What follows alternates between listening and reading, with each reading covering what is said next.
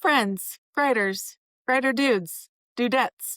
We're going to try this in one take because one take. We are going to talk about character arcs. Your character at the end of the story should not be the same as they were at the beginning of the story because your readers are invested in their journey, in their emotional journey.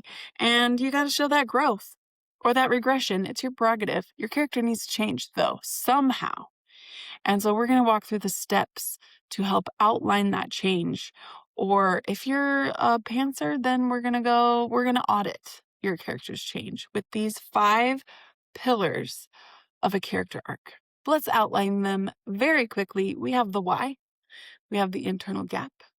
We have the expression. We have the pressure. And then we have the transformation, which is the whole point. And if you want to think of this more like a narrative, then you might say that because of a character's past, something is broken or missing. And all of that manifests in a behavior. And then this is tested by story events. And all of this comes around and results in this notable change, the transformation. So let's get down to the nitty gritties.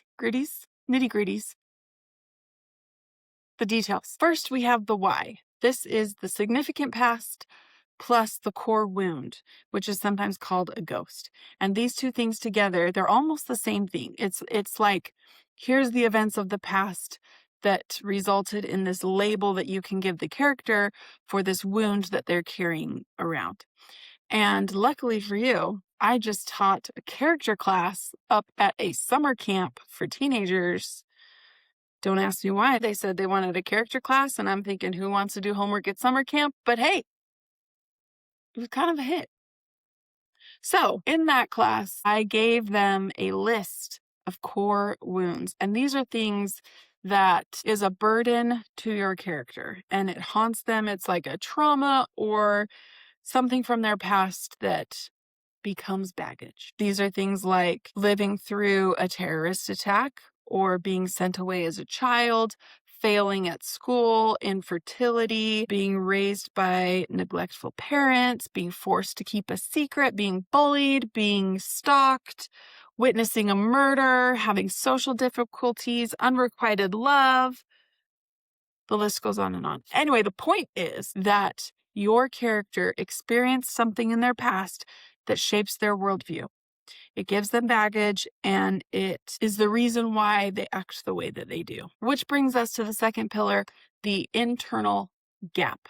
This is also 2 things. This is their misbelief and their core need. So if we backtrack and we have their core wound, that wound results in a misbelief, right? So if they have this wound of being raised by an addict, that might lead them to the misbelief that people cannot be trusted, or that they have to fend for themselves, or that they don't trust themselves and they assume that they are on a path to becoming an addict as well. Either way, this misbelief dictates the way that they view the world around them and themselves. The other half of this internal gap is their core need. And this is the thing that, if they get it, will bring them a sense of more completeness or peace and allows them to feel like they have overcome or dropped that baggage, that wound. So if you combine a misbelief with a need, now you have something that is twisting their worldview and the solution to that gap. What good is any of this if you don't show it on the page? So then you take this wound and this misbelief and this need and you show it on the page. Once again, there are 2 parts to this pillar. First, there is their motivations, their wants, the thing that they think they need. And this is pushing them through the story. This is what they cling to. These are their desires and their priorities motivating them forward. Now, I'm going to give you a hint. We've already talked about their core need, right?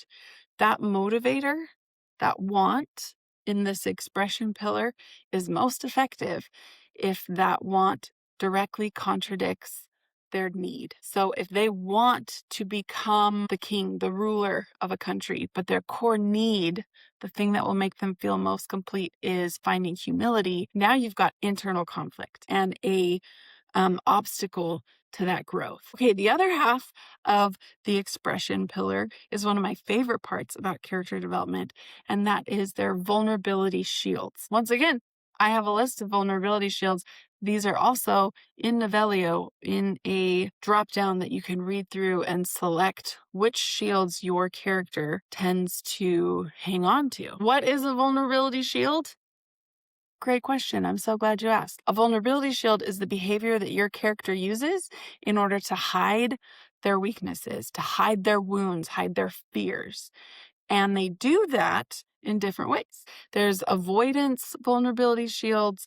There's some that have to do with control, some that have to do with power and protection. Of course, there are deflection ones.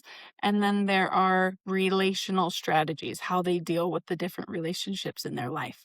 You can show on the page what your character's wound is and what their fear is by how they're shielding that fear or that burden from the world around them. It really is one of the best ways to show, don't tell for your character. So don't skip it.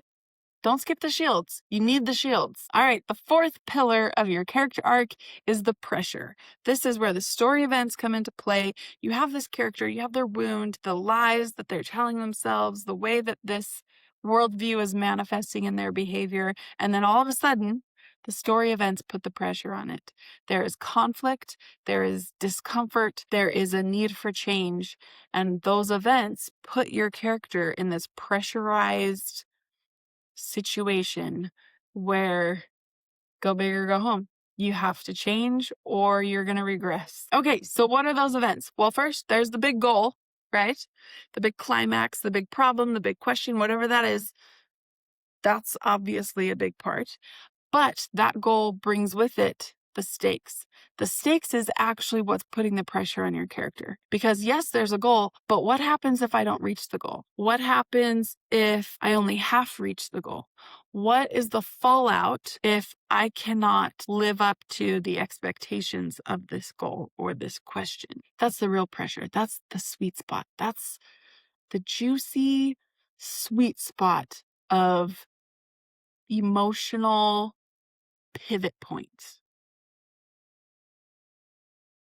Okay, that's pretty good. So you have their why and you have their internal gap, and then you have the expression and how that manifests on the page, and then you have this pressure coming in. Will it or will it not change your character? And then you get to decide whether or not they experienced growth or they regressed. But they're not going to stay the same, right? Because you're better than that.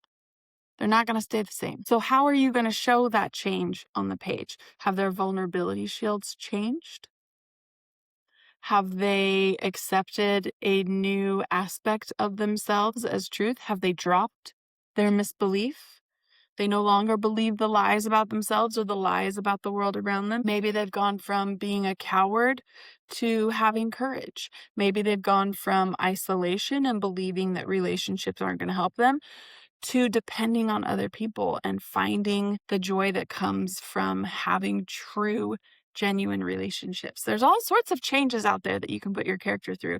And that's the whole point of people reading the story. That's why readers are invested in your character. So whether you're plotting and you're going through these 5 pillars ahead of time to make sure you're on track for how you're going to show this character's arc and growth and change, or if you've already written a story and you need to audit how well you showed this arc, either way, make sure you're hitting all 5 of those pillars. And not to toot my own horn, but the arc section of a character profile in Novelio takes you through these step by step with tips and drop down lists and all sorts of brainstorm fuel to make sure that your character arc is locked in. Very nice. So, get to writing. Cook up some fantastic character transformations. And if you want lists of vulnerability shields or core wounds or personality types, we've got Enneagram and Myers-Briggs, or love languages, we have a lot of that on Novelio to help you flesh out the most intriguing, delicious character ever. Because that's what we do. We just want you to write really great stories. Cook up some great stuff, my friend, and I will catch you next time.